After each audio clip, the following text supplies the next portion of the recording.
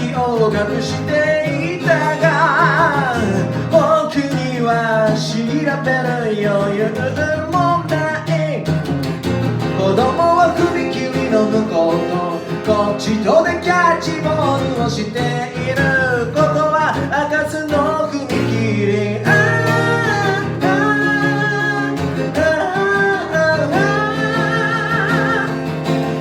相変わらず僕を待っている。踏切が開くのを待っている。6歳色の色とりで次々と電車が駆け抜けてゆく。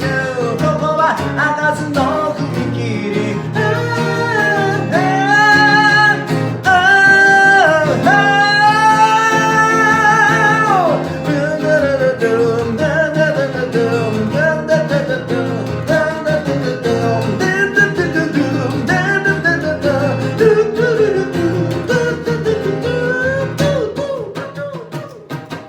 あ